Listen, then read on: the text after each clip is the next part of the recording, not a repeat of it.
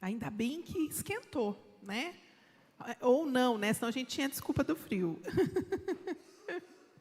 Eu já passei muito frio nessa cidade. Acho que vim esperando um frio maior, mas que bom que não está. Então, meu esposo já nos apresentou. Eu gosto de dizer que eu sou a Ana, filha amada de Deus. Esposa do Eglisson. O Otávio é um personagem, eu vou contar isso para vocês. Mas nós somos casados esse ano, fazem 18 anos já. Mais 4 de namoros, então já temos uma caminhada, né? Sou a mãe do Vitor, de 15, do Davi, de 10 anos. E, atualmente, eu estou mentora de famílias, eu estou à frente de um ministério chamado Criança Vem com Manual, que foi um presente do Senhor. Eu conheci Cascavel na época em que eu trabalhava em escola. A minha formação é em pedagogia, tenho algumas especializações sempre em teorias de aprendizagem, psicopedagogia, neuropsicopedagogia, e trabalhei muitos anos em escola. E esse tempo lá, eu vejo igual Davi, até ele chegar no gigante, ele começou matando o urso, matando o leão, ali naquele pastoreio, eu vejo que o Senhor foi fazendo o mesmo na minha vida, e eu louvo a Ele por isso. Hoje eu sei que eu não sou uma função, eu não sou as minhas habilidades, mas eu sou a filha amada dEle, e é com muita alegria e temor a Ele que eu estou aqui, para partilhar um pouquinho do que Ele tem trazido ao meu coração. E eu posso dizer para vocês que... Quem aqui é pai de adolescente? Deixa eu ver. Quase todos, né? Alguém aqui já o filho é mais velho, né? Um jovem. Então, também já passou por essa fase também, né? E quem ainda não chegou nessa fase? Só para eu ver.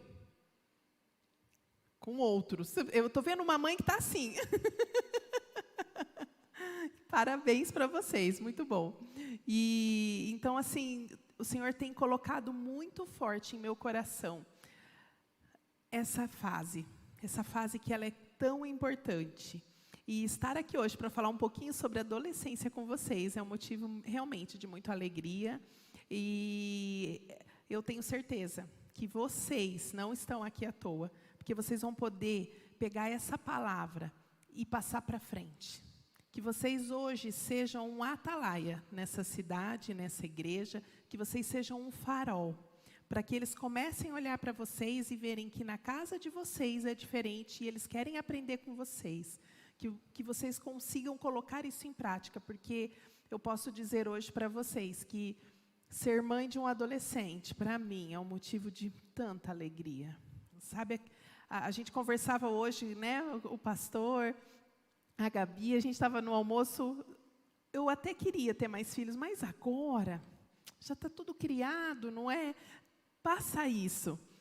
Tem esse sentimento. Só que eu ouvia muito, não sei se vocês ouviram, eu ouvia muito dizer assim, aproveita, porque depois cresce, o trabalho é dobrado. E de verdade, eu tenho encontrado no Senhor esse momento de alegria, de gozo, e eu sei que é isso que o Senhor Ele planeja para as famílias, então que hoje a gente possa ser realmente um atalaia nessa cidade, por onde a gente passar, no nosso trabalho, que a gente não seja mais um a dizer assim, ai, meu filho está naquela aborrecência. Amém? Vou orar, né? A gente nunca peca por orar demais, então para a gente poder começar esse momento, Senhor, muito obrigada por essa oportunidade, obrigada por essa palavra, que o Senhor possa estar usando a minha vida, a minha mente, me conduza, a minha boca, que não seja eu, mas que seja o Senhor me usando para trazer ensinamentos do Senhor para nós. Em nome de Jesus que eu oro e agradeço. Amém. Então eu vou pedir para colocar os slides. Eu adoro essa parte, sabe? Eu sou uma pessoa muito organizada. O pastor acho que viu hoje, né? A hora que a bagagem extraviou, não chegou para nós, a gente tinha que descrever. Estava meu marido na fila e a gente tinha que descrever o que tinha. O marido já mandou me chamar. Eu sabia a caixa. Se pedisse o formato da caixa, eu saberia dizer exatamente quantos livros tinham em cada caixa, quantos... Enfim, eu sou de detalhes. E cada vez mais o Senhor tem trabalhado isso na minha vida. Porque quando a gente é muito de detalhes, a gente tenta ter muito controle das coisas. E quando a gente tenta ter o controle, a gente às vezes tira o lugar de Deus da nossa vida, não é mesmo? Então, olha só, eu vim com os slides prontos, eu que passo, opa, chique demais isso aqui. E aí a gente começa sempre apresentando a família. Esse é o canal que o meu esposo iniciou em 2016, se eu não estou enganada, a pedido dos meus filhos. Eles sempre tiveram um devocional em casa, e às vezes você não tem filho na adolescência ainda, mas vai ser muito importante essa nossa conversa, porque a infância ela é um momento de colheita, né, de plantio, perdão, para que quando a gente chegue na adolescência, a gente possa estar colhendo aquilo que a gente plantou. E desde pequenininho, meus filhos sempre tiveram esse devocional. E um dia o meu pequeno, Davi, estava com uns 3, 4 aninhos, ele falou, papai, sabia que tem criança que não tem isso? Meu marido, sim, eu sei. E se a gente começasse a gravar e pôr no YouTube? Era a época que estava começando os YouTubers, 2016 mais ou menos. E assim surgiu esse canal. Hoje o canal já conta com a gente considera muitos inscritos, 43 mil. Ainda mais pelo segmento que é. Vocês não fazem ideia o quanto o algoritmo ele não quer entregar aquilo que é cristão. Quantas vezes a gente já levou bloqueios. Se vocês lembrarem, toda a confusão que deu ano passado com aquele vídeo do Burger King, eles usaram um vídeo do nosso canal, que era aquele Meu Deus Nunca Erra, são os meus filhos, né? E as meninas são filhas, era do nosso pastor e outro de um amigo. Um vídeo antigo que já tinha sido arquivado pelos problemas que nós passamos com isso. E então, realmente, nós estamos em guerra, parece que não, mas estamos. Só o ano passado a gente sofreu 3 processos por conta daquele vídeo, que nem fomos nós que postamos, está arquivado, mas uma vez que você põe na internet, é público.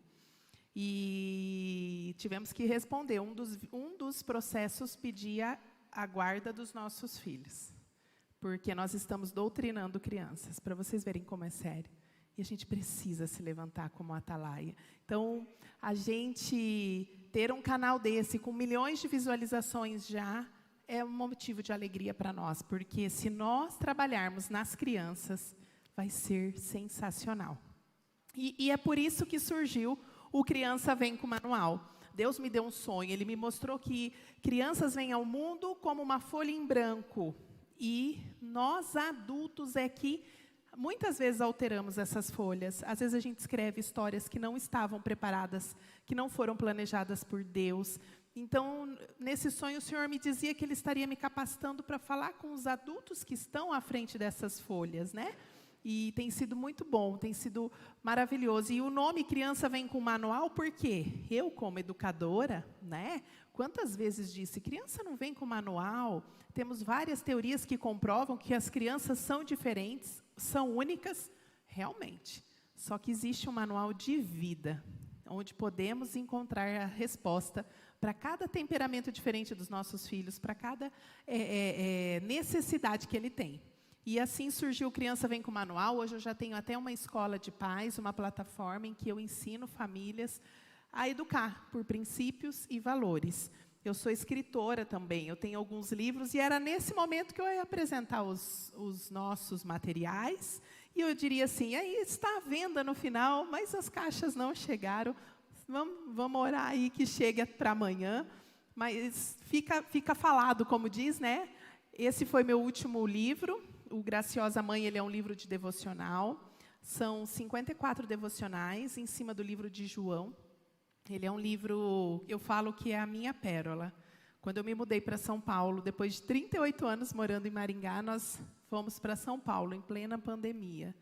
E a mudança geográfica, assim como Abraão, que foi tirado da sua parentela, a gente sente, né? Toda a família de lá, você chegar numa cidade grande como São Paulo, no meio de uma pandemia, sem ter as suas raízes ali.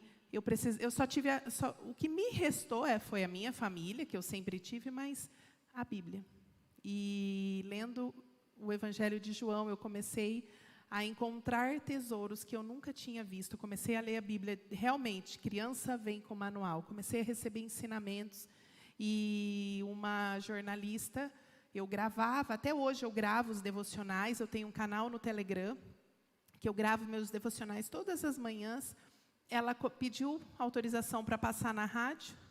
Ao passar na rádio, começou a ter um outro alcance. E, para resumir essa história, ela mesma transcreveu os meus áudios. E esse livro ele é fruto de 54 dias de devocionais, de estudo da palavra, do livro de João. Então, ele é muito especial. Eu falei que ele é meu último livro, porque eu tenho um livro também de educação de filhos, Princípios que Educam. E tenho também um outro livro, Mulheres Transformadas para Transformar. Eu sou uma coautora da editora Gregory. E, para nossa surpresa, dizem que filho de peixe, peixinho não é. Eu concordo que não é. Nunca pensei isso, mas o exemplo arrasta. E a gente vai conversar um pouquinho hoje sobre isso, nesse tema que eu trouxe para vocês. No início do ano, o Vitor chega para nós e dá um ultimato. Ele tinha escrito um livro na pandemia. E a gente não deu muita bola, mas no início do ano ele falou, vou fazer 15 anos, eu queria de presente a impressão do livro. Ele fez aniversário dia 23 de abril, e o livro chegou agora, nesse mês de maio, chegou da gráfica, e tem sido uma honra para nós. Ele está lá embaixo, vai falar com os adolescentes que vieram junto com o meu esposo, e depois vocês escutem. E nós realmente somos uma família que está preocupada com famílias. Esse está chegando, dia 16 a 19, no feriado de Corpus Christi. Estamos promovendo um acampamento de família em São Paulo. Se vocês tiverem interesse, ainda temos vaga. É um acampamento de família, não é aquele acampamento igual nós estamos agora. Os pais aqui e as crianças lá. Não, é um acampamento para reconectar, para estar juntos, tanto nas palavras, quanto vai ser um acampamento gamificado, onde uma família vai brincar com outra família, vamos ter os rankings, então vai ser um momento muito especial. E porque o tema, né, família tem que estar firmada na rocha. Mas vamos falar dos adolescentes, e agora? Para a gente começar esse tema, eu queria fazer uma dinâmica com vocês. E essa dinâmica, ela é muito simples. Eu vou até para a gente interagir um pouco. Vocês estão muito quietinhos, eu já falei muito. Meu Deus, estou aqui de olho no relógio. Eu vou clicar aqui e vai aparecer uma tela. Eu quero que eu vou dar 1 minuto, eu vou contar aqui no meu relógio 1 minuto, para vocês identificarem o máximo de coisas que vocês conseguirem identificar dessa tela que eu vou mostrar para vocês. Pode ser? Tempo acabado, eu quero ver o que vocês conseguiram identificar da tela. Tudo bem? Alguma dúvida? Tudo claro? Posso pôr, então? Preparados? Então, 2, 3 e já.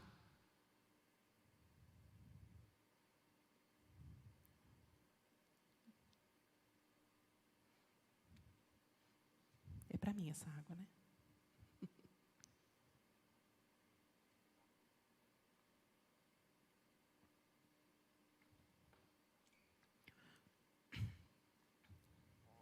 Nem precisa de 1 minuto, né? E aí, gente? O que vocês estão vendo? O que vocês conseguiram pegar dessa tela? Vou até voltar. E aí? O que tinha na tela? Quantas coisas vocês conseguiram ver?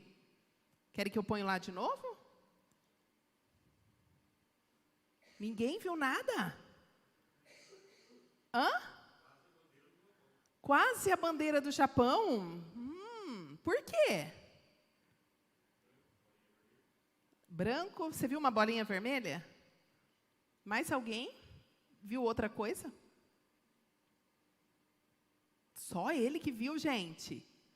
Vamos conversar. Hã? Eu vou pôr de novo, acho que vocês não viram direito. E aí? O que vocês estão vendo? Uma folha em branco. Algo que pode ser preenchido. Glória a Deus que a gente sempre tem uma pessoa criativa no nosso meio. Isso diz muito de perfil comportamental. Eu nem conheço o pastor direito, mas eu imagino que ele é bem criativo. Ou algo que pode ser preenchido. Quem aqui, agora vamos falar a verdade, quem aqui só viu o ponto vermelho? Levanta a mão, só para eu ter uma ideia. Mulheres a gente ganha, né? Só viu o ponto vermelho. Alguém aqui só viu a folha branca? O pastor falou da folha branca, só para mim, vou contar ele. Alguém viu outra coisa além da folha branca e do ponto vermelho? Uma folha quadriculada. Adoro igrejas com painel de LED, por isso. Quem conseguiu ver a folha quadriculada? Gente, essa dinâmica é um quebra-gelo para a gente pensar um pouquinho na adolescência. O nosso adolescente é a folha em branco.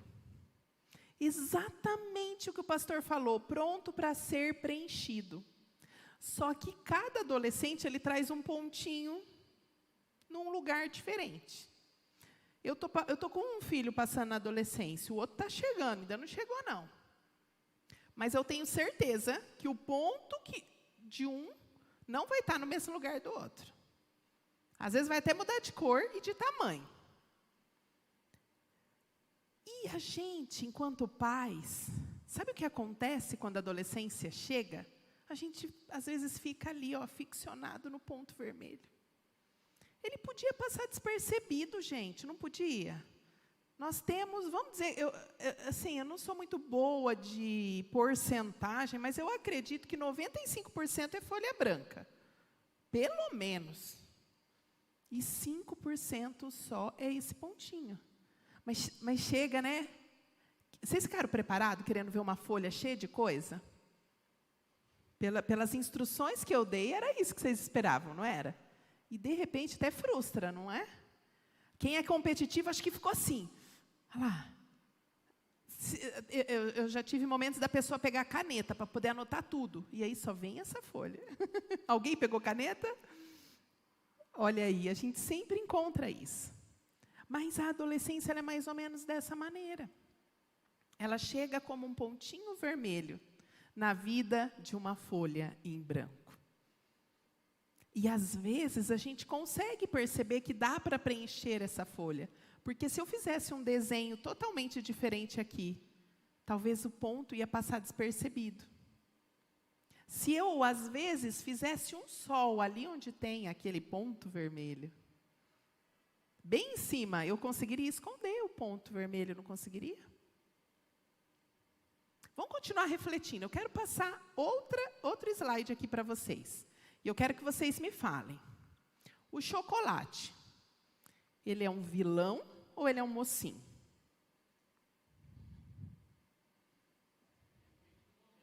Depende do momento.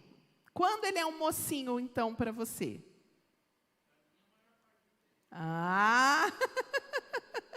E quando ele é um vilão, então? Quando ele está pequeno. Quando ele é o ponto vermelho. Boa. E aí, quem acha que o chocolate ele é um vilão? Quando ele é exagerado. Será que uma pessoa diabética olha para o chocolate como? Sem ser diet, né? E aí? Você olha um chocolate que não é diet. Por que você não come? Mas por que só um pedacinho e não come a barra inteira? Ele vira um vilão para você, não é? Exato. Mas quando ele é um mocinho? Mulheres, uma vez no mês, é só na minha casa? Marido até sabe. Marido chega com chocolate em casa. Já percebeu, amor? Exatamente assim. O que para um é algo bom, para outro não é. Uma vez eu fiz essa palestra em uma escola, e foi tão interessante que uma professora levantou e falou assim: eu não suporto chocolate, para mim ele é um vilão sempre. Gente, eu nunca tinha encontrado alguém que não gostasse de chocolate. Nunca. Eu até aplaudi a mulher. No final, a mulher estava... Eu até brinquei, falei, olha só, eu acho que você começou a palestra, você estava assim, bem brava. Ainda bem que você falou que não gostava, senão eu já ia te dar um docinho, acho que é falta de chocolate. No final virou até piada na palestra. Mas é isso. E eu coloquei esse slide porque durante muitos anos eu morria de medo da fase da adolescência dos meus filhos. Sabe aquela história que um vai contando para o outro? Aborrecência, não, espera que você não sabe. E ainda, eu comecei, teve uma época da minha vida que eu estava trabalhando muito, e eu estava me sentindo muito ausente. E aí, mãe é aquele bicho para ter culpa, né? Então, eu comecei a ter culpa, eu comecei a me sentir a mais culpada do mundo. Falei, meu Deus do céu, meu filho já tem 8 anos, já ele vira adolescente. Eu lembro que foi bem nessa época, sabe? Bem nessa época, meu filho tinha sido diagnosticado com déficit de atenção. Aí, aquele monte de peso nas minhas costas, eu comecei a ficar desesperada. Porque aí você começa a ler. Realmente, o diagnóstico foi correto, porque tem muito diagnóstico que não é, né, gente? Mas, realmente, era um diagnóstico correto. E aí, eu comecei a me aprofundar nos estudos. Foi aí que eu fui fazer neuro também. Eu já tinha psico. E comecei a me aprofundar e comecei a ver, Senhor, quem tem déficit de atenção, tem artigos que diz que quem tem déficit de atenção é mais propenso a alcoolismo, a vícios, no geral. E aí aquilo começou a virar, para mim, um grande vilão. Eu comecei a ficar morrendo de medo da adolescência. Eu comecei a orar, a pedir a Deus intervenção, e até que o Senhor, quando a gente busca Ele vem e Ele fala conosco. E foi estudando, foi mergulhando nesta fase tão brilhante de desenvolvimento que todos nós vamos passar. Nós já passamos, né? Mas todo ser humano, ele vai passar por essa fase. É que eu consegui descobrir o encanto dessa fase. E eu não acho que seja coincidência.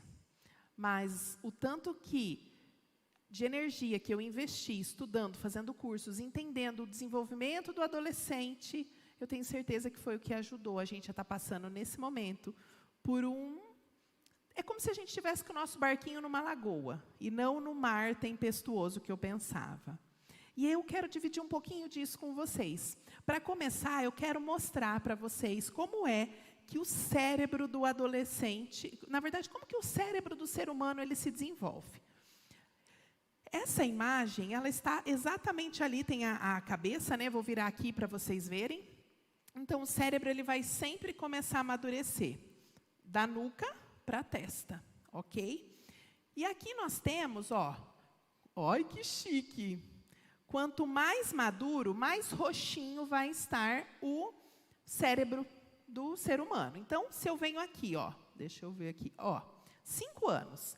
Se vocês perceberem, aonde está mais roxinho? Para ficar mais fácil, dá uma olhada lá no final como que tem que ficar. Coordenação motora aqui. Esse está bem roxinho, tá vendo? Olha esse cérebro de 5 anos aqui. Ele só está roxinho aqui embaixo. Por quê? Porque Deus, Ele é perfeito. E Ele, quando nos fez, Ele nos fez uma máquina perfeita. À medida que nós precisamos, as coisas vão amadurecendo. Então, a primeira coisa que a criança precisa de equilíbrio. Ela precisa ficar em pé, ela precisa andar. Então, a nuca vai começar a amadurecer.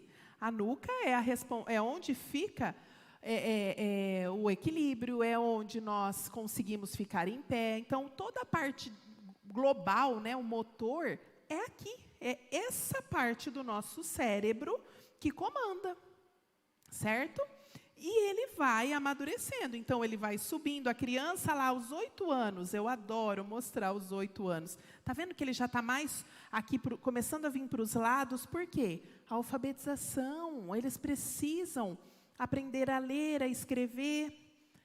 E essa maturação vai se desenvolvendo. Até que com 12 anos, dá uma olhada nesse cérebro.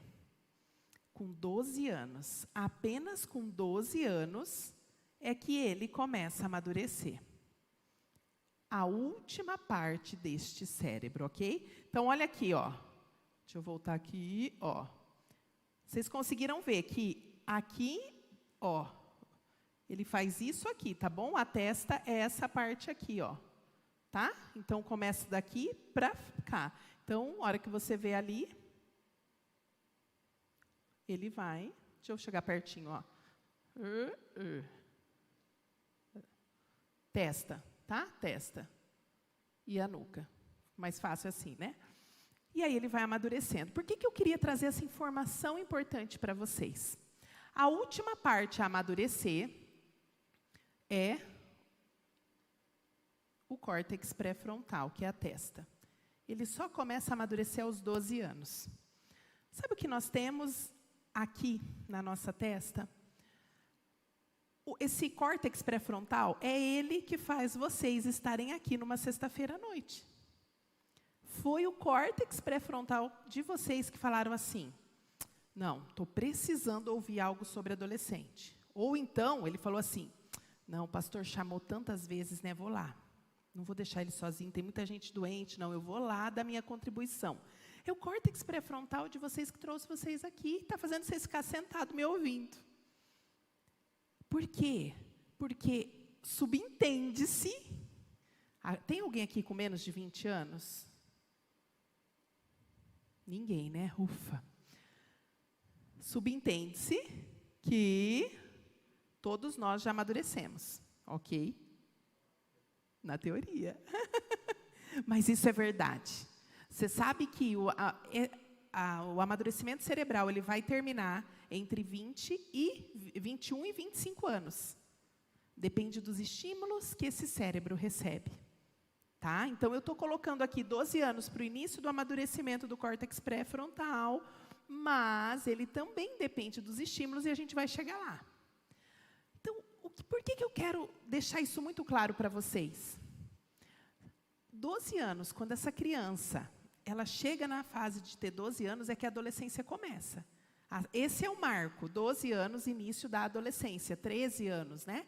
12 e 13 anos, depende... É o início da adolescência. O que vamos pensar, esse indivíduo de 12, 13 anos tem de repertório para que ele possa ser tão cobrado como ele é? Olha só, nós estamos à frente de um novo ensino médio, onde jovens de 14, 15 anos vão precisar já começar a escolher por as áreas de interesse deles. Estão percebendo como isso está cada vez mais difícil para eles? Em contrapartida, estamos numa sociedade muito superprotetora. E que, de repente, percebe. É como se a gente dormisse e acordasse, aquela criancinha, de repente, está ali. Barbado, comprido. Quem é mãe de menino me entende, né? De repente está ali falando grosso, outra hora fino. As meninas com aquele corpo já começam a se desenvolver. De repente chega e conta que desceu a menstruação, o pai já fica, meu Deus, minha menininha. E isso acontece com todos eles. Só que a gente não está se preparando para essa fase. E olha só que interessante. É mais ou menos assim que os fundamentos, que os princípios, eles são construídos na vida do ser humano. Até 12 anos, as crianças decidem aquilo que elas acreditam. Quem nunca teve aquele atrito em casa, né? A mãe está falando que tem que fazer... Não, mas a minha pro disse... Meu filho, como assim? Sua professora não pode ter falado isso. Mas se ele entendeu que a professora disse aquilo, ninguém vai tirar. Por quê? Porque quando eles são crianças, os adultos com quem eles convivem passam a ser a grande referência para eles. E esses adultos vão construir a razão de mundo deles. Esses adultos vão trazer para eles os princípios, o que é certo, o que é errado. E aí, se a gente olhar um pouquinho para a história, a gente começa a entender por que estamos vivendo o que a gente vive hoje. E foi nesse momento que eu comecei a ficar desesperada enquanto mãe. Porque eu estava o tempo todo ausente, era essa a minha visão, ok? E eu comecei a me preocupar, porque Se com 12 anos eles começam a amadurecer, e o que isso significa? Significa que eles começam a ter capacidade de tomar escolhas. É por isso que com 12 anos, eles defendem aquilo que eles acreditam. Com 12 anos, eles não vão apenas acreditar, eles vão começar a defender. Quem nunca passou... eu nunca passei por isso, eu ia falar quem nunca, mas assim, eu já ouvi o meu filho falar para mim, mãe, será que Deus existe mesmo? E é natural. Por quê? Porque ele está querendo provar tudo aquilo que ele ouviu até hoje. Ele está nessa fase de testar aquilo que ele recebeu. E aí ele começa a questionar o mundo. E a gente, muitas vezes, ainda está olhando para aquela criança, achando que é uma criança, com os nossos olhos de pais superprotetores, de mãe, e achando, oh, meu Deus, é muita TV que você está assistindo.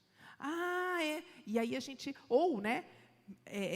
eu já atendi famílias que espiritualizavam tudo, a ponto de falar que o adolescente estava endemoniado porque não queria ir na igreja. E isso muitas vezes afasta esses adolescentes, ainda mais. E por que isso acontece? Eu quero ler para vocês um texto que está em Deuteronômio, capítulo 6, do verso 4 até o verso 9. E foi aqui a grande virada de chave do Senhor na minha vida. Foi assim que, a partir daqui que saiu o nome Criança Vem com Manual, porque eu consegui entender de neurociência através da Bíblia. Em Deuteronômio 6, o que está acontecendo? Eu gosto de dar esse contexto. Capítulo 5, Moisés acabou de receber os 10 mandamentos. E vamos pensar, aquele povo havia acabado de sair do Egito, a cultura já estava impregnada neles, a cultura egípcia. E então, Deus precisa trazer lei, anotem isso, quando os princípios são quebrados, quando não há princípios, é necessário leis. Por quê? Porque a lei organiza. A lei dita regras de boa convivência para que as pessoas trilhem um caminho. Então, na ausência de princípio, a lei chega. E foi o que aconteceu. Eles não tinham os princípios, não tinha sido cultivado de geração após geração. E para que eles pudessem entrar na Terra Prometida, eles precisavam tirar o Egito deles. Então, as leis chegaram. E, nesse momento, o que Moisés ele faz? Ele está explicando para os pais como que eles vão ensinar essas leis para os filhos. É exatamente isso que Moisés vai fazer. Então, quando eu leio, eu adoro ler a Bíblia interpretando ela. Então, ele fala assim, escuta Israel. Eu gosto de ler assim, escuta Ana. Então, lê falando o seu nome, tá? Escuta Ana, escuta Leonardo, escuta Maria, escuta José, escuta Ana, escuta. O Senhor nosso Deus é o único Senhor. Portanto, ame o Senhor seu Deus de todo o coração, de toda a sua alma e com toda a sua força. Estas palavras que hoje lhe ordeno estarão no seu coração. Você as inculcará a seus filhos, e delas falará quando estiver sentado em sua casa, andando pelo caminho, ao deitar-se e ao levantar-se. Ou seja, o tempo todo. O tempo todo você precisa estar trazendo os princípios. Também deve amarrá-las como sinal na sua mão. E elas lhe serão por frontal nos olhos. E você as escreverá nos umbrais da sua casa e nas suas portas. Mas aqui, gente, quando eu li isso, e elas lhe serão por frontal nos seus olhos. Tem versões que falam, você as colocará na testa. O que tem na testa que a gente acabou de aprender? O córtex pré-frontal, que é onde a gente toma decisões. Se a gente toma decisões pautado no que está aqui, é mais ou menos assim. Se esse copo tivesse vazio, eu não ia poder tomar água. Eu posso ter sede, mas eu não ia tomar água. Assim como se tivesse suco nesse copo e eu quisesse água, eu teria que tomar suco. Então, essa fase, muitas vezes, tem muitos adolescentes que eles estão tomando decisões pautados naquilo que eles receberam, ou pautado naquilo que foi maior influência. Porque eu já ouvi assim, como assim eu levava na igreja todo domingo? Toda semana tinha retiro, tudo. E como assim? Eu plantei na vida do meu filho. Mas qual foi a maior influência nesse tempo? E é por isso que eu trouxe esse dado para vocês hoje. E olha, gente, morar em São Paulo me fez enxergar uma realidade que eu não entendia. Nós saímos hoje para pegar o voo 5h30 da manhã. Lá eles chamam de perua, van, né? Não sei como que... Em Maringá a gente chamava de van, que leva na escola. 5h30 da manhã tinha perua no meu condomínio, pegando criança para levar na escola. Quando eles falam de grandes cidades, é isso. Crianças que às vezes saem 5h30 de casa para poder ir para a escola, porque aí passam em vários lugares para pegar, para poder chegar na escola às 7h10. Voltam quase 2, isso quando não é integral. E nós temos vivido isso. 45% das famílias hoje são filhos de pais negligentes. O que é um pai negligente? É um pai que está terceirizando a sua educação. Para a gente considerar um pai, a gente fala de estilos parentais, né? O negligente é aquele que terceiriza o afeto e terceiriza a autoridade. E às vezes, eu tenho certeza que se vocês estão aqui, vocês não são pais negligentes. Mas os filhos de vocês convivem com filhos de pais negligentes, entendem? 10% são autoritários, ou seja, muita lei, muita autoridade e pouco afeto. Está diminuindo essa fase. Nós viemos de uma geração que era muito mais autoritária, né? Tem diminuído. Em contrapartida, os superprotetores estão crescendo, que é muito afeto e pouco autoridade, pouca lei. E o que deveria ser o normal, eu falo que, meu Deus, 1/3 é participativo, que são aqueles que conseguem equilibrar autoridade e afeto. E sabe o que tem acontecido? Quando a gente terceiriza, a gente também tem terceirizado hoje habilidades.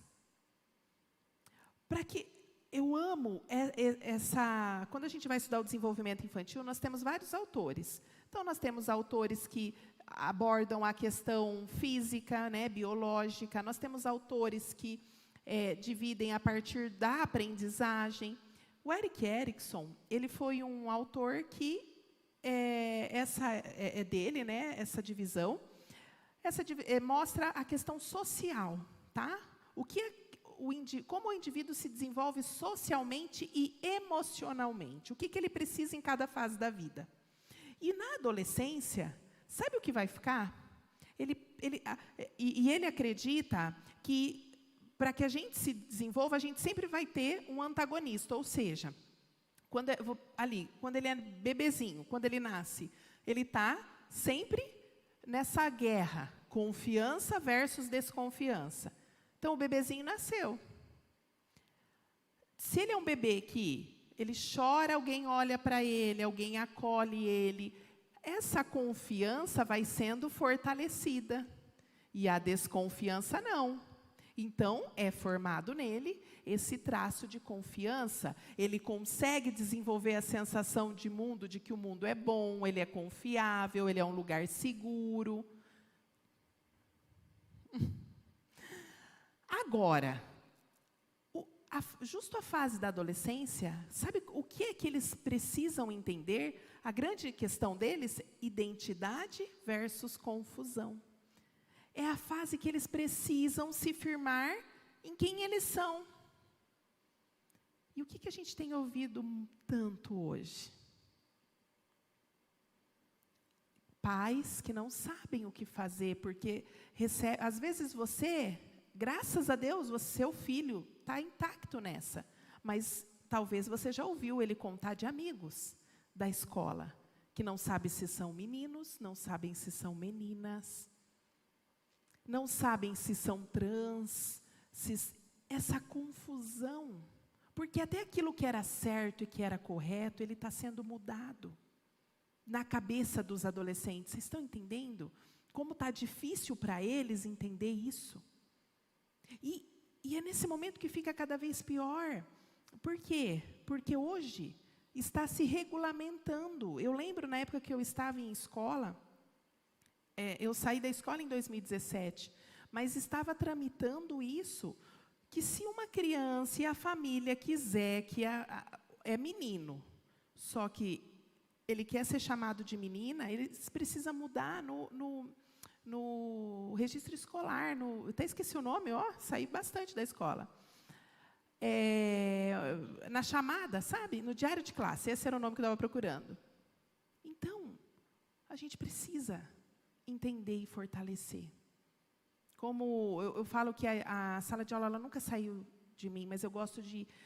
eu acho que a aprendizagem ela acontece dessa maneira. A gente precisa entender onde nós estamos pisando, para que a gente possa prosseguir. Então, eu queria trazer esse pano de fundo para vocês entenderem como que está o seu adolescente hoje. Quais são as guerras que ele está lutando? Quais são as batalhas que ele enfrenta todos os dias? Quantas confusões? E às vezes, esse adolescente, ele chegou igual um soldado despreparado. Despreparado por quê? Porque, em primeiro lugar, porque a gente passou 2 anos em pandemia.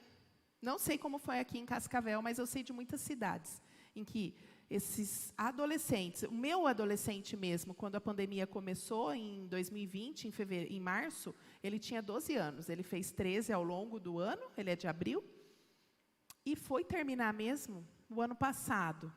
Ele conseguiu retornar para a escola o ano passado. Não que a escola seja o lugar, mas convívio social, eles precisam de convívio social, né? Além da família. Então, nós temos essa grande questão, e nós temos também a superproteção. Por exemplo, uma criança até os 3 anos, ela precisa trabalhar autonomia. É aquela fase que a criança fala, eu sabo, eu conquigo. E quando ela está numa família que é super protetora, e que às vezes fala assim, não, deixa que eu ponho para você, porque senão vai derrubar, deixa que eu te sirvo. Essa criança, em vez de fortalecer a autonomia, fortalece a vergonha, porque ela começa a se sentir incapaz. Ela começa a achar que ela não dá conta de fazer as coisas. Ana, mas de 1 a 3 anos? De 1 a 3 anos. Porque é lá, quando eles estão na primeira infância, que a gente precisa começar a treinar habilidades básicas. Se trocar. É claro que vai ser com supervisão, é claro que a gente vai fazer junto com eles. Mas a gente precisa deixar, vai levar mais tempo, vai demorar muito mais. Só que a gente precisa deixar eles comerem sozinhos. Eles levarem o garfo à boca, é necessário esse treino. Sabe por quê? Quando chega ali, de 3 a 6 anos, eles vão desenvolver disposição para novas coisas. Aí eles começam a querer ajudar em casa. Criança de 4, 5 anos não quer lavar louça? Aí depois, chega na adolescência, não quer mais. A gente fala, meu Deus! Eles querem fazer tudo. Por quê? Porque eles têm a iniciativa. Eles querem se sentir úteis naquela sociedade. É falar cidade, né? Eles querem se sentir úteis. Eles querem agradar o pai e a mãe. Só que aí, a hora que eles vão fazer, eles não têm habilidade. E aí, faz tudo errado. Teve um vídeo que viralizou, eu adorei, a criancinha colocando suco no copo e aí derramou, né? A gente não precisa deixar aquele ponto também, tá, gente? Eu até orientei muita gente falando daqui, eu comentei nos stories, você precisava ter dado menos líquido, aquele preparo do adulto, ou um copo maior, uma vasilha maior, porque ela não tem essa força ainda. Mas, pelo menos ela estava tentando. Mas eu nunca deixo. E quando faz, eu grito, eu brigo. Olha a bagunça que você fez. Aí cresce com culpa. Então, aquela criança, às vezes, vem com vergonha, vem com culpa. E lá, com 6 anos, ela começa a se sentir, ter complexo de inferioridade. Por quê? Porque nada ela pode fazer sozinha. Só que aí ela chega na adolescência e, de repente, o mundo começa a cobrar dela. Os professores já começam a falar de vestibular. olha, o que você vai ser? Não, você não sabe ainda? Como assim? Tem que estudar. Se você quiser ser alguém na vida, você tem que estudar. E essas falas vão inundando esses adolescentes. E sabe como eles são? Agora sim, vou falar para vocês como eles são. Eles são exatamente assim, ó. A adolescência é a fase em que eles necessitam se sentir pertencentes a um grupo. O adolescente, ele passa por 3 lutos. O primeiro luto é o luto da infância. Ele não é mais criança. Só que ele também não é adulto ainda. Então, é como se ele ficasse deslocado. Aí, ele quer, às vezes, estar ali com as crianças, mas, você é muito grande. Se ele ganha, você não está vendo sua força? Claro que você ia ganhar. Aí ele vai com os maiores. Pirralho, que você não sabe de nada. É um luto isso para eles. O outro luto que eles passam é que eles perdem os pais da infância. Nós não tratamos os nossos adolescentes do mesmo jeito que a gente tratava quando eles eram menores. E é inconsciente. É inconsciente. Eu passei por uma gente que eu não imaginava, mesmo estudando tudo. Os meus filhos, eles dividem quarto.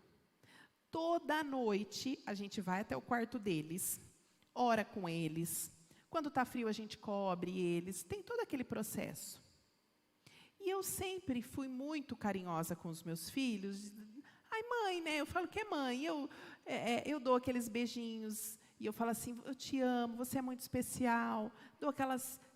Com o Vitor, ele chegou na adolescência, ele não gosta muito mais de beijo, de abraço. E é importante respeitar o limite que o filho coloca, tá? Cuidado com as curtidas, né? Às vezes eu saía curtindo um monte de coisa dele no Instagram, comentando, mãe, senão eu vou pagar mico. Então, a gente respeita esse mundo particular deles. E aí, inconscientemente, eu chegava no pequeno, beijinho, abraçava, cheirava e tal. E eu dava um beijo, boa noite, filho. Ainda bem que ele fala. Ele falou para mim, ele falou, mamãe, sabia que esses dias eu fiquei triste porque você não está mais fazendo comigo igual você faz com o Davi, de me beijar? Eu falei, filho, eu achei que você ia me achar boba, que você ia achar ridículo o que eu estava fazendo. Ele falou assim, eu achei que você nem me amava mais. Isso é sério, gente. Eu falei eu fiz um evento para mulheres em São Paulo, e ele palestrou junto comigo, e ele contou essa experiência. Depois eu recebi o testemunho de várias mães me dizendo, Ana, eu fui falar com a minha filha, com o meu filho, 14, 15 anos, e eles também estavam sentindo essa falta. Então, eles passam por esse luto. Até porque a gente não sabe como lidar. Eu contei uma falha minha para vocês verem. Mas é um luto que eles passam. E eles passam também pelo luto do corpo. O corpo mudando, aquelas espinhas aparecendo.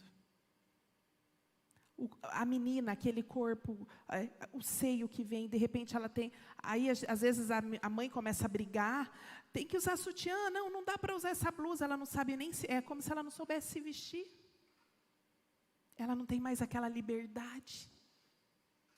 Então, eles precisam pertencer a algum grupo. Que grupo que eu pertenço? E como eles são maiores, qual que é a nossa tendência? Eles já dão conta de ficar sozinho, então eu não preciso ficar o tempo todo em cima deles. E é muitas vezes aí que a gente acaba perdendo. Por quê? Porque muitas vezes, nesse momento, a gente perde o filho dentro de casa, às vezes, para as mídias sociais, para os jogos de computadores, para a televisão. E o que eles só querem é fazer parte de um grupo. Eles têm uma necessidade muito grande de aprovação dos adultos, dos amigos. Então, se eles não estão sendo validados dentro de casa, eles vão buscar fora. E essa validação, gente, ela é diferente do elogio. O adolescente não está esperando que você fique... Claro que ele até gosta, que você fale que ele é bonito, tal. Mas o adolescente, ele quer ser validado. Qual que é a diferença? É eu olhar para o meu filho e dizer assim, filho, que bacana esse texto que você acabou de fazer. Eu vejo que você se dedicou muito para ele, eu estou vendo que você está se superando, estou orgulhosa de você. Eu descrevi a ação, eu pontuei que ele escreveu bem, que ele se dedicou, eu coloquei o esforço dele. E aí ele, mãe, sério? Meu filho ama editar vídeo, só que ele tem déficit de atenção. Quantos vídeos que ele edita e escreve assim? Já teve erros dele escrever, meu Deus do céu, casa com Z, coisas assim, erros horríveis. E se a gente não cuida? Legal, filho, muito bom o vídeo. Mas aqui está errado, vamos corrigir essa letra, vamos corrigir essa letra. O que ele faz? Não vou mostrar mais nada para minha mãe, não. Ixi, porque para o adolescente só fica a crítica. Outra característica muito comum deles, eles precisam se sentir necessários.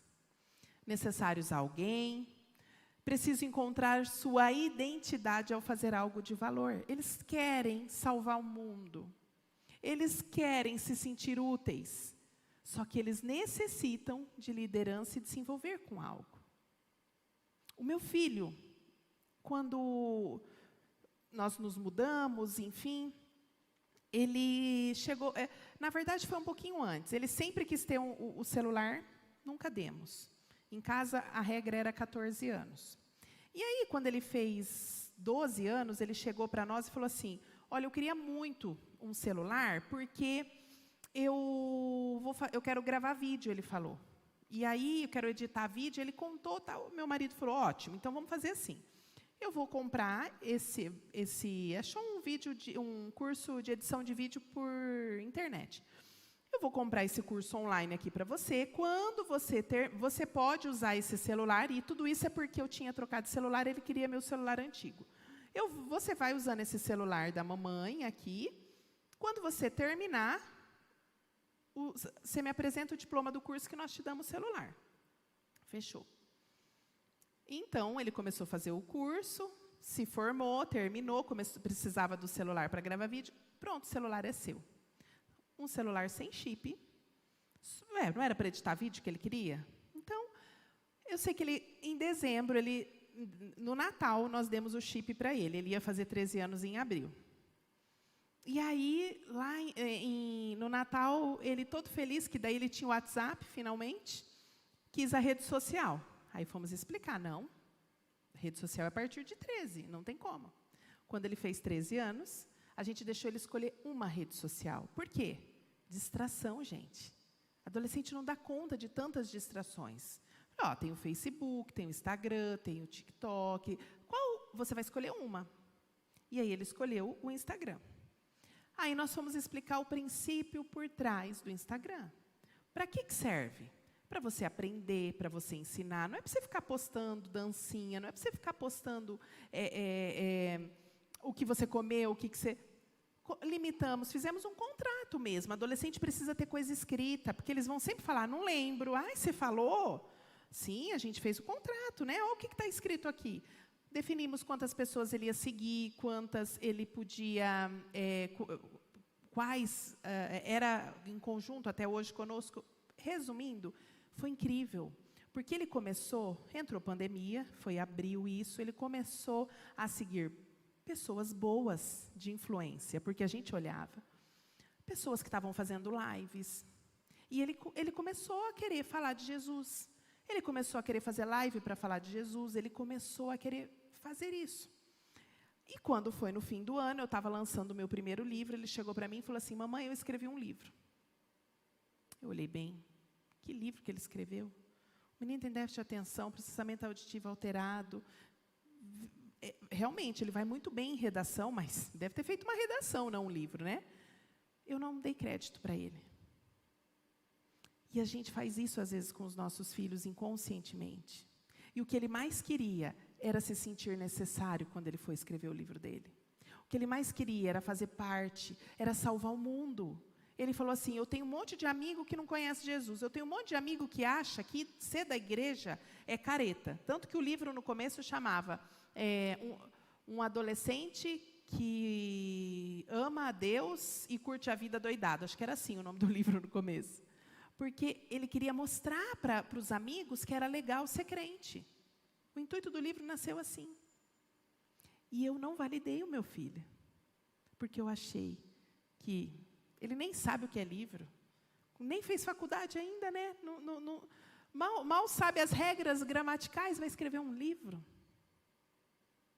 E quando foi, o ano passado, no aniversário dele, ele falou, mamãe, eu já estou fazendo 14 anos, e o meu livro, você não vai ler? Eu queria muito que você lesse meu livro.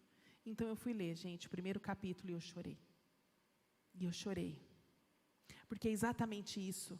O adolescente, muitas vezes, ele não é levado a sério. E ele não é levado a sério porque ele não tem maturidade mesmo para ser levado a sério. Só que, se tiver alguém liderando ele, envolvendo ele, mostrando que ele é importante, então eu comecei a sentar do lado dele e ver, ele realmente, o livro estava exatamente assim. Um dia, eu estava naquele lugar, sabe? E aí a minha cunhada é jornalista, ela começou a fazer uma revisão, ela escrevia em vermelho, e ele lia para ver se não foi mudado nada, e ele foi dando, e aquilo começou a gerar nele algo que ele foi. E hoje ele está lá embaixo falando com os filhos de vocês. Por quê? Porque ele foi validado. Só que muitas vezes a gente se irrita com isso. Você acha que o meu filho tão bonitinho, ele também não tem os momentos de irreverência dele? Mas essa atitude, que às vezes parece um desrespeito, né? Às vezes é desafiador, e aí vai depender muito de temperamento também, ele deve-se ao quê?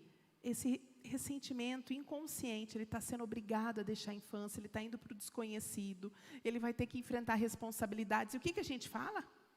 Daqui 5 anos você está na faculdade, daqui tantos anos, como que vai para a faculdade desse jeito? Como vai dirigir se não esquece a bolsa, se não sei o quê, vai esquecer a carteira? A gente só fala essas coisas. E a gente não traz eles para nós. E a gente às vezes não instrui, só aponta dedo. E com isso, como que eles se sentem? Condenados pelos adultos e necessitando de muita compreensão. Tá, Ana, tudo isso eu já sei, é exatamente o que eu vivo na minha casa, e daí?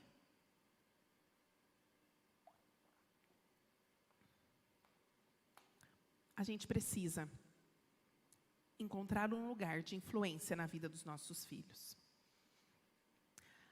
A adolescência é uma fase que nós vamos precisar inspirar os nossos filhos.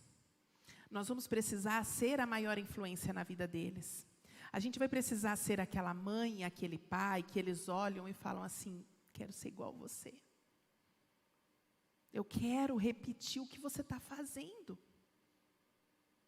Ana, mas aí você quer que a gente seja perfeito? Não.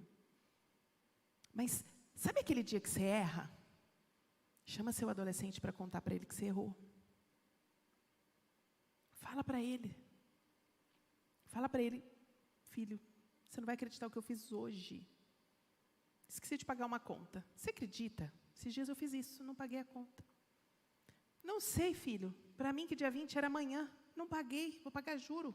Que raiva, de cartão ainda. Que ódio. Contei desse jeito para ele. Sério, mamãe? Nunca imaginar que você esquecia. Pois é, filho. O que você acha que a mamãe devia ter feito de diferente para não esquecer isso?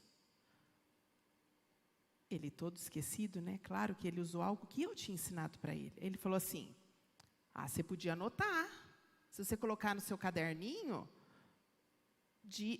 põe no dia 20, pagar, e coloque. E aí você sempre você tem que olhar. Eu podia ter na hora falado assim, igual eu te ensinei? Não. Boa ideia, hein? É mesmo, né? Não estava fazendo isso? Não estava. E no meu caso, eu até estava. Eu falei para ele, e se eu te contar que eu fiz isso? Até mostrei, estava anotado, mas eu não me toquei que hoje era dia 20. Ah, mamãe, então faz assim, ó. Todo dia, a hora que você acordar, olha no celular o dia que é e já vai para a sua agenda. Adolescente quer ter essas conversas com a gente. Porque a gente sai do pedestal e se aproxima nele. A gente sai daquela... gente, pelo amor de Deus, eu não sou a favor de dizer que a gente tem que ser amiguinho de filho, não. Tem que ter autoridade. Eles precisam aprender a respeitar a autoridade. Mas o que eu estou falando para vocês é que a gente tem que levar os nossos filhos da autoridade à influência. É tão gostoso a gente... Vamos pensar... Quem aqui já teve um chefe? Eu já tive. Nossa, trabalhar em escola, então, às vezes ficava mudando de diretora. Nossa, tinha diretora que tinha meu coração. Acho que teve uma vez, que vocês não acreditam, eu estava na coordenação, a gente precisou de última hora, ia aparecer... a gente estava tentando a aprovação de uma série nova na escola, e resumindo... Quando saiu o horário, a lavanderia da escola já tinha fechado, eu levei lençol de criança para lavar na minha casa. Por quê? Porque aquela diretora, eu tinha o meu coração, ela me inspirava. Ela não era aquela, eu mando e você obedece. A gente, no meio empresarial, a gente fala, ela era líder, ela não era chefe, não é? É exatamente isso na nossa casa. A gente não vai deixar de ser o pai e a mãe dos nossos filhos. A gente tem que ocupar esse lugar. Mas sabe, antes da acusação vem a conexão. O meu filho, à tarde só que ele pode ter o celular, porque de manhã ele vai para a escola, ele não leva celular na escola. Depois das 6, eu não permito telas em casa por conta do sono, que é importante, enfim. Então, imagina... É até feio o que eu vou falar, mas eu falo, parece aquele viciado que ele almoçou, lavou a louça, ele corre pegar o celular. E às vezes você fala com ele e ele está ali, né, naquele horário dele. É 1 hora que ele tem ali. E eu já fiz isso. Meu Deus, que tem de tão importante aí que você não pode me olhar? Mas vai ficar o tempo todo aí. Quando a gente fala assim, a gente afasta. Agora, quer ver as vezes que eu fiz assim, ó. Nossa! Que legal! Deve estar muito divertido. Conta para mim o que você está rindo. Aí ele vira para mim. Ah, mãe, olha esse vídeo. Ah, que interessante. Viram a diferença? Esses dias aconteceu isso, eu já estava pronta para dar aquela bronca. E lembrei, opa! Eu acho que eu tinha dado uma mentoria naquela semana e ensinado. Eu falei, olha só, a gente é pego. E na hora eu sentei do lado dele, fiz isso, e aí ele olhou para mim e falou assim... Aí ele mostrou o vídeo que ele estava vendo, aí ele me contou que ele e os amigos estavam gravando vídeos e não sei o quê. Só que aquele dia ele queria gravar um vídeo, ele não ia poder, porque o amigo não ia lá. Eu falei, você quer que eu gravo para você? Ele olhou para mim, sério? Você tem um tempo para me gravar? Eu falei, tenho sim. Ah, mas eu vou lá embaixo. Vamos lá embaixo no prédio. Não, tudo bem. A gente desceu. Gente, não levou 10 minutos. Confesso para vocês que ele não veja essa, mas é verdade. Eu estava filmando ele, me segurando para não rir, do tipo assim, meu Deus do céu, o que ele está filmando? Mas é importante para ele. Ele estava querendo anunciar o livro dele, e aí ele fez toda uma macacada lá. Mas era importante para ele. E foi tão legal. Porque sabe o que acontece? A conexão, ela faz exatamente isso aqui, ó. Ela é a base para a cooperação e a escuta. Às vezes a gente fala, meu filho não me ouve. Ixi, não adianta, em casa não dá certo. Mas é porque não está tendo conexão. A partir do momento que eu sentei do lado dele para ver o que ele estava vendo no celular. Desci com ele. Gravei ele. De repente ele veio e falou assim para mim. Mamãe, eu estou com uma tarefa de matemática. Será que você pode me ajudar? Falei, claro. Vamos lá, deixa eu ver o que você tem Isso já era umas 4, 5 da tarde, eu falei, e por que você não me pediu antes? Ah, não sei. Aí eu falei, eu sei por quê. Vê se eu estou certa. Você não quis me falar dessa tarefa antes, porque se você me falasse, eu ia falar, então vai fazer essa tarefa agora. Só que a tarefa era difícil, por isso que você precisa de ajuda. Ele falou, mas hoje você está tão legal. Ele me falou. Aí eu tive coragem de falar. Falei, então ótimo. Fizemos, era 5 exercícios de matemática. E aí eu perguntei, aí eu só falei assim, eu fiquei muito feliz que você pediu minha ajuda. Quando você quiser, eu estou à disposição. Ai, mamãe, eu adoro. Matemática eu sempre quero pedir para você, porque eu sei que você é boa em matemática. Então, eu falei, então. Ele falou assim, tá bom, vou confiar, hein? Ele falou bem assim para mim. O que eu fiz de diferente? Me conectei. Que você precisa levar hoje, desse dia, isso. Qual foi a última vez que você sentou para fazer algo que o seu filho gosta? Você já pensou em reservar na sua agenda um dia? E eu não estou falando o dia todo. Gente, entre descer, gravar ele, sentar no sofá, ainda ver a tarefa dele, eu não levei meia hora. E às vezes a gente precisa comunicar para o adolescente. Filho, o que você acha de toda quarta-feira, eu estou aqui com um espaço na minha agenda, toda quarta-feira à noite, não tem nada na igreja, tá livre minha agenda, toda quarta-feira à noite eu vou levar você no cinema, pode ser? Não pode. Você falou para ele que ele é resto. Porque você não tem nada para fazer, você vai ficar com ele. Agora, olha só, você pode chegar para ele e falar assim, filho, estou sentindo uma falta de ter um tempo só nós dois, conversar mais. Como que está a sua agenda? A agenda dele está livre, gente. Você pode ir trazendo. Está tudo bem, você sabe da minha agenda.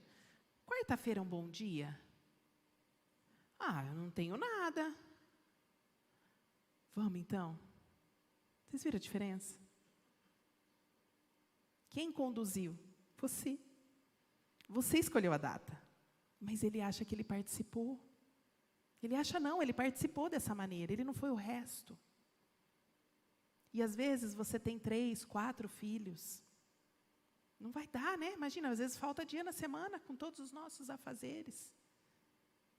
Mas eleja o dia da família na sua casa. Pode ser toda quinta-feira, não sei, você escolhe um dia. Pode ser todo sábado, todo domingo. E aí você vai se revezando com a sua esposa, com o seu esposo. Hoje é o dia de todos nós juntos. Hoje, o que eles mais querem é conexão. Eles querem saber, eles precisam de tradição familiar. Eles precisam saber como eles nasceram. Eles precisam saber como a família começou. Lá em casa eles já sabem. Foi em 2000, papai e mamãe começou a namorar. Ontem. E assim, a gente precisa ser intencional. Talvez a agenda não vai deixar. Mas quando você é intencional, ontem meu esposo precisava ir em Osasco. É uma cidadezinha do lado, mas aquela marginal, às vezes, o que levaria 15 minutos, leva 2 horas, se não cuidar. E ele falou para mim, ele falou assim, eu vou levar o Vitor para eu ter um tempo com ele. Beleza. Indo, no caminho. Algo que ele já precisava fazer. Levou o filho, voltou. Conversaram. Ele sondou o coração. E hoje, eu achei tão lindo, fizemos propositalmente também no avião. Aí eu sentei com ele. E o pai sentou com o pequeno. Aí ele me contou tudo que o pai conversou com ele ontem. Mamãe, o papai me contou. Eu perguntei para ele como que ele foi para ele quando ele foi namorar com você. Eu queria ouvir agora de você. Como é que foi? Ele queria ver meu lado da história. E aí eu contei, e eu falei. E esses momentos, eles ficam. Porque eu gosto de fazer mais ou menos assim, sabe? Se a família, se o pai e a mãe conseguir fazer uma barreira protetora. Pode vir ideologia que for. Pode vir o que for lá fora, não entra. Agora, o problema é que quando não tem conexão, eles precisam, a gente viu as características deles. Eles precisam de alguém liderando eles. É uma necessidade, porque o cérebro não está formado ainda. Então, eles precisam de um modelo. E aí, o modelo, às vezes, vai ser um youtuber. O modelo, às vezes, vai ser um amigo da escola, um professor que, às vezes, não comunga dos mesmos princípios que eu. Então, a gente precisa blindar. E a gente precisa entender que os nossos filhos, eles precisam de um plano. O que é um plano? Um futuro. O que eles precisam? Quem eles serão? Por que essa conversa? Porque meu filho está com 15 anos. Ele tem muito bem formado a questão de namoro. Só que ele também precisa saber como proceder. Ele precisa saber, ele enquanto homem, como ele vai liderar um lar. E é em casa que ele precisa aprender isso, não é na rua, não é com os amigos, não é nos sites. Quantas famílias que começam destruídas porque não... Chegou lá, 2 crianças no casamento. E ter um plano é fundamental. A gente precisa de um... Esse plano é um projeto. A gente não vai construir uma casa. Precisa da planta. Vamos fazer uma viagem. Preciso do roteiro. Vamos... para fazer esse momento. Tivemos reunião, conversamos, quando a gente vinha, o que seria falado. Para tudo a gente planeja. Agora, como é que a gente não vai planejar o futuro do bem mais precioso que nós temos na nossa vida? Que são os nossos filhos. E como é que a gente faz isso? Profetizando sobre a vida deles. Orando. Ungindo eles. Todo domingo, meu marido unge os meus filhos. E tem sido, sim, incrível. Porque ele assume o papel do sacerdote do lar. E a semana vai começar. E aí ele prepara meus filhos para essa semana. E a gente já tem visto diferenças. Um filho é totalmente diferente do outro. E cada um deles tem um propósito. E nós não podemos atrapalhar o propósito do Senhor na vida deles. Então que hoje a gente possa sair. Eu terminei. Não sei como está lá embaixo. Qualquer coisa a gente abre para pergunta. Caso ele não terminou. Também, mesmo que ele terminou, se precisar eu abro para perguntas. Mas eu queria deixar esse final para vocês. O que você vai fazer para se conectar ainda mais? Porque eu tenho certeza que vocês já são conectados. Mas o que você vai fazer hoje? Você vai sair daqui com qual plano? O que você vai fazer de diferente hoje? Hoje o dia está acabando. Talvez você pode pôr seu filho para dormir, ele vai assustar às vezes, né? Talvez você pode dar um abraço bem forte, olhar no olho dele e falar quem ele é para você. Já parou para pensar que às vezes o seu filho não sabe que ele é tão importante para você, como eu sei que ele é? Você pode olhar para o seu filho e dizer, filho, eu te amo do jeitinho que você é. E nada nesse mundo vai mudar isso. Eles precisam entender que mesmo que eles errem, mesmo que eles vão mal na prova, a gente continua amando eles. Porque a gente não ama eles pelo que eles fazem, mas por quem eles são. E a partir dali, comece a conexão com o seu filho. Pais de meninas, pais homens que estão aqui, levem elas para sair. Sabe, eu não tenho meninas, mas eu tenho um amigo que tem filhas e eu acho um barato que ele fala. Ele não é tão, como diz, a cada 3 meses ele conta que ele leva num lugar bom, sabe, bonito. Não é no McDonald's, não, ele fala bem assim para a gente. Porque ele diz assim, eu quero elevar a régua. Imagina, às vezes sua filha come só o cachorrão da esquina e está tudo bem, não tem problema. Aí chega lá um moço querendo ganhar o coração dela. Entende? A gente precisa blindar isso. A menina precisa de segurança, proteção. Ela precisa se sentir amada, bonita. Para a menina, rasga o verbo. Não que para o menino não, mas para a menina é importante. O pai falar se ela está bonita. O pai falar. É muito importante isso. Muito mesmo. A mãe a gente fala, ai mãe. É bem assim, né? Mas o pai, ele tem esse poder. E o homem ele precisa ser lançado. O homem ele necessita de confiança. Então, pais, encorajem. Você que é pai de homem, encoraje o seu filho, mostre o que ele é bom.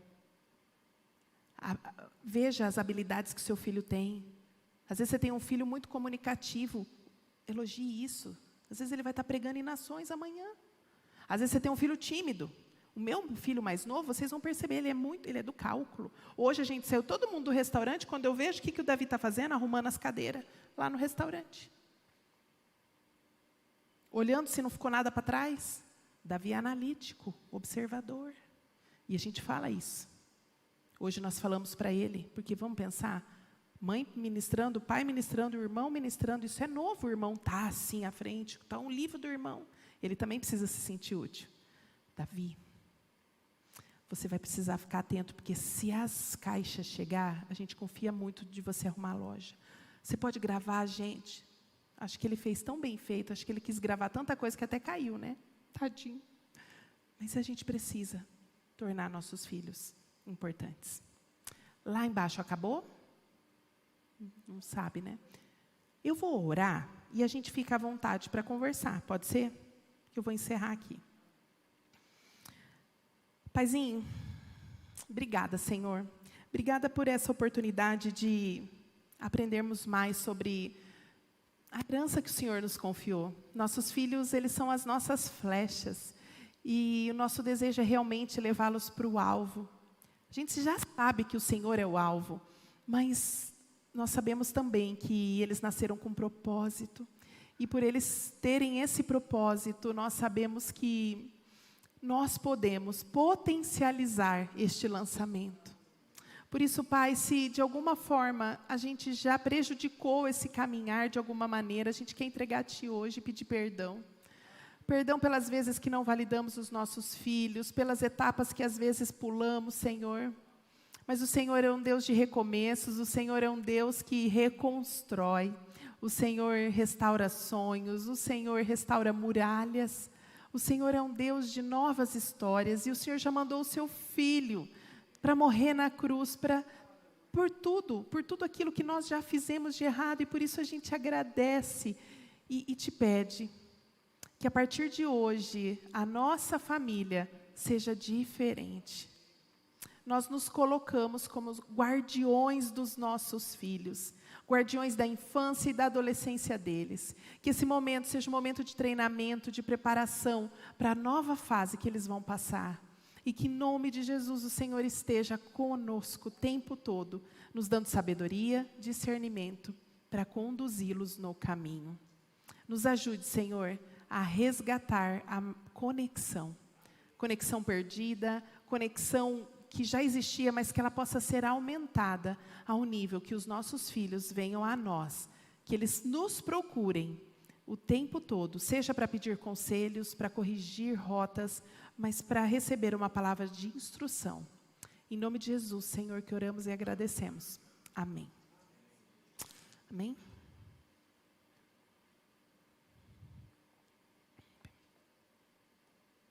Gente, que palavra boa. Não sei quanto você foi edificado, mas eu fui muito edificado, mano. Obrigado. Glória a Deus. Deus te use mais e mais. Amém.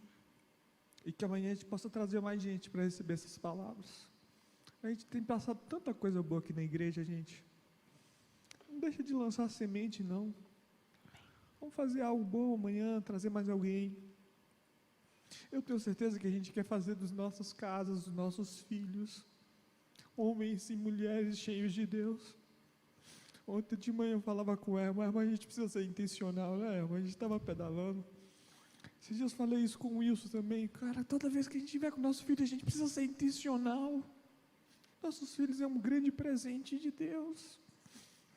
E você vê toda essa palavra tão boa. Que Deus te abençoe. Amém. Pena que a gente não está com a igreja cheia, mas Deus te usou hoje poderosamente. Eu quero agradecer a cada um que veio. Amanhã a gente tem mais. Domingo as crianças vão ter mais e mais aí. E que você possa voltar para a sua casa, pensando em tudo que você ouviu aqui nessa noite. Amém, queridos? Então amanhã às 19 horas nosso encontro. É meia hora mais cedo. Você não pode atrasar e não pode vir sozinho como veio hoje. Tem que trazer mais um amigo em nome de Jesus. Amém, amados? Então a gente vai encerrar aqui. Se você tem filho lá embaixo, você vai esperar um pouquinho terminar, senão você também já pode ir para casa. Se quiser conversar com a Ana um pouquinho, ela está aí disponível para que ela gosta de falar e conversar, tá bom? Mas que Deus te abençoe. Aqui a gente está encerrando o nosso culto. Que Deus te abençoe, você que está em casa, que nos acompanhou também. Que a graça do Senhor seja abundante sobre cada um de vocês. E que assim você volte, que tenha uma boa noite de sono, renove a sua força e venha amanhã estar com a gente. Deus abençoe a todos, fiquem na paz, muito obrigado, vão em paz, amém.